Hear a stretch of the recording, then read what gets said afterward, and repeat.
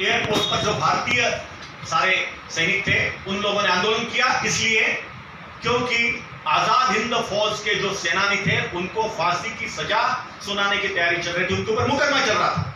उसके विरोध में सैनिकों ने आंदोलन किया, जैसे तैसे दबाया। तो उसके तुरंत बाद फरवरी में 18 फरवरी को मुंबई में नौसेना का आंदोलन प्रारंभ हुआ, जबरदस्त आंदोलन, जहां एडन तक आंदोलन फैला। एडन मतलब अफ्रीका, वहां तक ये आंदोलन फैला। जहां जहां कराची 2 दिन पूरा बंद था, मुंबई में तो 3 दिन तक मानो ब्रिटिश शासन ही नहीं था, इतना जबरदस्त आंदोलन हुआ। वो भी कुचला गया। और उसके 7 दिन के बाद, ये जैसी 23 तारीख, 7 नहीं 4 दिन के बाद, जैसी 23 फरवरी 1946 को आंदोलन समाप्त हुआ, 27 फरवरी 1946 को जबलपुर में जो आर्मी का सिग्नल कोर्स था उसने आंदोलन किया और उससे ये लोग हिल गए। जनरल अचिल लेक उस समय आर्मी का चीफ था, यहां पे ब्रिटिश आर्मी का चीफ, मतलब पूरे आर्मी का चीफ था। उसने जो लिखा है, उसने जो टेलीग्राम किए हैं, पत्र भेजे हैं, वो सारे आज भी संग्रहालय में उपस्थित है, पब्लिक डोमेन में भी है, वो भी आप देख सकते हो। उसने कहा कि वायुसेना या नौसेना, इनका संबंध संपर्क बहुत ज्यादा सामान्य जनता से नहीं आता, लेकिन आर्मी का आता है। आर्मी के सारे पूरे देश के ऊपर नियंत्रण कर रहे हैं। अगर आर्मी में विद्रोह हो गया, आर्मी में आंदोलन फैल गया, तो इस देश पर नियंत्रण करना हमारे लिए कठिन है। यह बड़ा डेलिकेट समय, नाजुक समय था, और इस नाजुक समय को ठीक से भांप कर मुस्लिम लीग ने एक आह्वान किया, डायरेक्ट एक्शन। उनका अगर पाकिस्तान 2 ने तो डायरेक्ट एक्शन लेंगे। 16 अगस्त 1947, सॉरी 16 अगस्त 1946, धन्यवाद। 16 अगस्त 1946 यह पूरे देश का अत्यंत काला दिन था। एक दिन में जो प्रधान था वहां का, उस समय प्रधानमंत्री बोलते थे मुख्यमंत्री, अखंड बंगाल का, उस समय बंगाल पूरा एक था, अखंड बंगाल का प्रधानमंत्री जिसको कहते हैं सुहरावर्दी, शहीद सुहरावर्दी उसका नाम था, उसने प्रत्यक्ष आदेश देकर 5000 हिंदुओं को अकेले कलकत्ता में काट डाला। नोहाखाली में संघर्ष हुआ। वो टर्निंग पॉइंट था, विभाजन का टर्निंग पॉइंट। नेतृत्व डर गया, कांग्रेस डर गया, यही शब्द है उसके लिए। क्योंकि उसके बाद जब अचिल लेक वगैरह ने तुरंत बोलना चालू किया कि यहां तो सैन्य में आंदोलन हो रहा है, आक्रोश है, और वहां पर ये सारे लोग झगड़ रहे हैं, हम अगर जल्दी यहां से नहीं गए तो अत्यंत अपमानित होकर शायद अपनी जान पर खेलकर हमें इंग्लैंड वापस जाना पड़ेगा। इसलिए कुछ भी कीजिए, आप जल्दी स्वतंत्रता दीजिए। और उस जल्दी के चक्कर में 3 जून 1947 को जब माउंटबेटन ने प्रस्ताव रखा कांग्रेस के सामने, तो डायरेक्ट एक्शन डे का डर दिखाकर या डर मन में रखकर कांग्रेस के नेताओं ने उस प्रस्ताव को स्वीकार किया। यह दुर्भाग्य था। उन किसी को लिंकन याद नहीं आया, उन किसी को यह अपनी जिजीविषा या पुरुषार्थ से याद नहीं आया कि किसी के डर के कारण या इस प्रकार के ऐसे आह्वान देने के कारण, धमकी के कारण, क्या देश के टुकड़े करना ठीक होगा? हुआ। 4 जून को महात्मा जी ने जो अपनी प्रार्थना सभा दिल्ली में की, महात्मा जी इसके विरोधक थे, उन्होंने कहा था मेरे शरीर के टुकड़े होंगे, जाहिर प्रकट वक्तव्य उनका।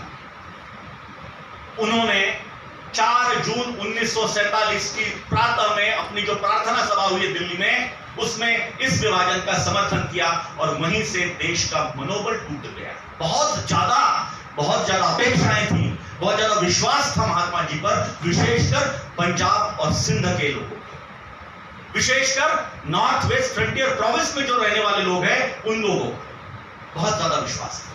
खान अब्दुल गफ्फार खान, उनका तो एक अलग से किस्सा है। वे तो कहते हैं कि गांधी और नेहरू ने हमें भेड़ियों के सामने, कुत्तों के सामने डाल दिया, नोच दिए। जो कांग्रेस के मुख्यमंत्री थे जहां पर, और कांग्रेस के मुख्यमंत्री होने के कारण जो नॉर्थ वेस्ट फ्रंटियर प्रोविंस, जो भारत, जिसको खैबर पख्तूनख्वा आज बोलते हैं, जो भारत में मिल सकता था, वो नेहरू जी के दुराग्रह के कारण, और वो हमसे चला गया। मिल रहा था वो, उसके मुख्यमंत्री बोल रहे थे हमें भारत के साथ मिलना। कांग्रेस का शासन था वहां पे, नियम था जो कांग्रेस के शासित राज्य है वो सारे भारत में मिलेंगे, मुस्लिम लीग के शासित राज्य पाकिस्तान में जाएंगे, जहां थोड़ा बराबरी है वहां पे विभाजन होगा। इतना स्पष्ट था, नहीं हुआ। ये ऐसी कुछ बातें हैं, समय कम है, जिसके बारे में हम सबको मालूम होना चाहिए। दुर्भाग्य इस देश का, महात्मा जी ने अंत तक कहा कि स्वतंत्रता के बाद मैं पाकिस्तान में रहना चाहता हूं, पाकिस्तान के मुस्लिमों का मत परिवर्तन करना चाहता हूं, प्रकट रूप से कहा है। मैंने पुस्तक में 8 अगस्त 1947 के टाइम्स ऑफ इंडिया मुंबई का वो पेपर की कटिंग प्रकाशित की है। उसमें गांधी जी का उसके ऊपर जो हेडिंग है, वो हेडिंग ही है कि मैं पाकिस्तान में अपना उर्वरित जीवन पाकिस्तान में व्यतीत करना चाहता हूं 15 अगस्त के बाद। लेकिन दुर्भाग्य कि जिन्ना छोड़ दीजिए, लियाकत अली खान छोड़ दीजिए, पाकिस्तान के किसी छोटे से गली के एक आधे छुटभैया नेता ने भी गांधी जी को अपने देश में नहीं बुलाया। किसी ने बुलाया ही नहीं। गांधी जी बार बार बोल रहे मैं पाकिस्तान में रहना चाहता हूं। और जिन मुस्लिमों को लेकर कि ये मुस्लिम तो हमारे अच्छे व्यवहार से इनका मत परिवर्तन हो जाएगा, ऐसा मानकर गांधी जी ने जिनका समर्थन किया था कई बार, बिल्कुल वो अली बंधुओं से लेकर तो सबका जो समर्थन किया था, दुर्भाग्य से वो कोई नहीं चाहते थे कि गांधी जी पाकिस्तान में। 2-3 महत्व की बातें हुई, उसको लेकर मैं समाप्त करना चाहूंगा, समय बहुत ज्यादा हो गया, मैं समझ सकता हूं। ये पूरे सारे इसमें विभाजन हो गया, विभाजन होने के बाद या विभाजन होने के समय जो दंगे भड़के, सिंध प्रांत का मुस्लिम लीग का मंत्री खुर्रम खुलेआम बोलता था कि सारे हिंदुओं को भगाएंगे और उनकी सारी लड़कियों को, बहू बेटियों को हम यहां रख देंगे। उसने उस समय पोस्टर्स नहीं होते थे, दीवारों पे वॉल पेंटिंग की थी। खुर्रम नाम का मंत्री है, मुस्लिम लीग का मंत्री है सिंध प्रांत का, जो डंके की चोट पे ये बोलते थे। ऐसे विषाक्त वातावरण में इस देश का प्रमुख दल उस समय क्या करे? उसके लिए कोई सहायता शिविर लगवाए। कांग्रेस उस समय सबसे बड़ी राजनीतिक ताकत थी, राजनीतिक शक्ति थी, सब कोई कांग्रेस के पीछे खड़े थे, हिंदू मुस्लिम कोई भेद नहीं था, हम तो मानते ही नहीं थे। और इसीलिए जब ये बात हुई, अंबेडकर जी बार बार कह रहे थे कि जनसंख्या या धर्म के आधार पर होनी चाहिए, क्योंकि पाकिस्तान का निर्माण यहां धर्म के आधार पर हुआ है। नहीं मानते, नहीं मानते कि हमें तो, हम धर्म के आधार पर, हम कोई भेदभाव नहीं करते इस देश में, हमने कभी भेदभाव किया भी नहीं। सबको हमने सिर्फ आमंत्रण नहीं किया, हमने उनके रखरखाव की व्यवस्था की है, चिंता की है, उनके लिए जो भी आए यहां पर उनके लिए प्रार्थना स्थल बनवाने में मदद की है। ये तो देश है हमारा, इसलिए हम भेदभाव नहीं करते। लेकिन अंबेडकर जी का कहना था कि चूंकि धार्मिक आधार पर हुआ है तो धार्मिक आधार पर जनसंख्या का बंटवारा होना चाहिए। नहीं हुआ, दंगे हुए। मुस्लिम नेशनल गार्ड, किसको, कितने लोग को मालूम? मुस्लिम नेशनल गार्ड ये शब्द ही धीरे धीरे निकल जाएगा। सबसे ज्यादा आतंकवाद का पर्याय उस समय कोई था तो मुस्लिम लीग का front end organisation Muslim National Guard. उन लोगों ने खुलेआम कहा था कि अपनी औरतें और बहू बेटियां छोड़ के जाओ और सारे भाग जाओ, सबको भगा देंगे। बार बार कहा, प्रकट रूप से कहा, डॉन में आया, छपा है। वहां पर उस सारे वातावरण में उनको मदद करने के लिए, सहायता देने के लिए, सहायता शिविर करने के लिए, उनके पीठ पे हाथ दबाने के लिए, अरे कोई 4 शब्द अच्छे से बोलने के लिए कौन गए? कौन सा कांग्रेसी नेता वहां गया? क्या कांग्रेस की व्यवस्था थी? कौन से शिविर निकाल? कोई भी इतिहास के कोई भी पन्ने उठा के निकाल के देख लीजिए, कहीं नहीं, पूरे देश में कहीं नहीं। और देश के नेतृत्व में और एक सबसे बड़ी गलती की, ये जब दिख रहा है कि विभाजन होगा, दिख रहा है कि यहां से बहुत बड़ी संख्या में, लाखों की संख्या में शरणार्थी, एक प्रकार से विस्थापित लोग भारत में आ रहे हैं, उनको कहां बसाया जाए, कहां पर रखाया जाए, उनकी व्यवस्था क्या है, लॉजिस्टिक क्या होगी, कहां कैसे पहुंचाया जाए? सरकार की ओर से कोई भी व्यवस्था, योजना नहीं थी। बहुत बड़ा फेल्यूर है, बहुत बड़ा फेल्यूर। और इसलिए अगर ये 1.25 करोड़ से 1.5 करोड़ लोग के विस्थापन का अगर यहां पे प्रश्न है, या अगर 15 लाख लोगों के मारे जाने का प्रश्न है, तो जिम्मेदारी उस समय के तत्कालीन सरकार पर भी आती है, तत्कालीन नेतृत्व पर भी आती है। कुछ लोगों को तो बचाया जा सकता था, कुछ लोगों के लिए तो जीवन इतने कठिन प्रसंग में भी थोड़ा सा सुगम बनाया जा सकता था, कोई ना कोई व्यवस्था खड़ी हो सकती थी।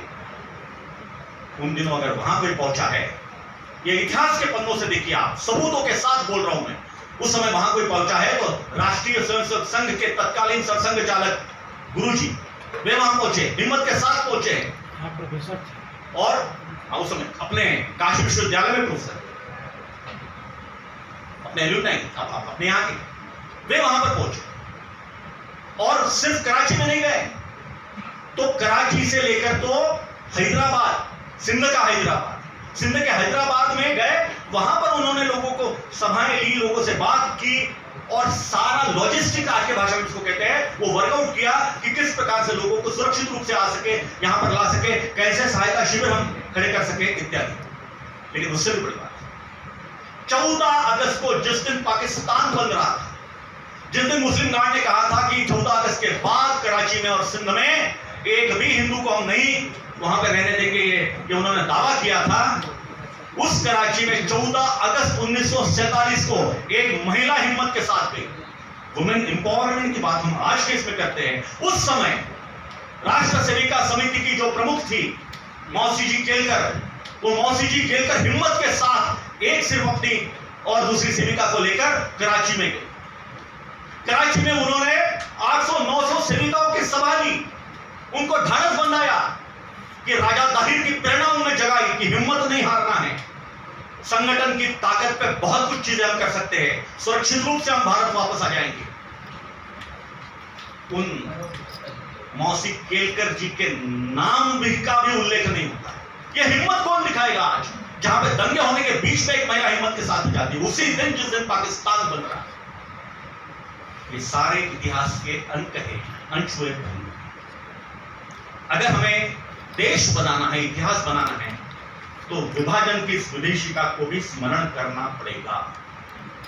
न्यूरेमबर्ग का उदाहरण मैंने सिर्फ इसलिए दिया कि जो लोग इस प्रकार का सोचते हैं, वो लोग भी ये मानते हैं कि इतिहास हमें सिखाता है, इतिहास भविष्य की ओर ले जाता है। इसलिए ये जो विभाजन विभीषिका दिवस है, इस दिवस पर हम सबका स्मरण करें, याद करें, और ये बंटवारे का, विभाजन का जो कलंक हमारे सर माथे पर है, जैसा इजराइल ने 2000 साल तक प्रतीक्षा करके अपनी भूमि फिर से वापस ली, फिर से हम अखंड होंगे, अखंड भारत होगा, इस विश्वास के साथ। धन्यवाद।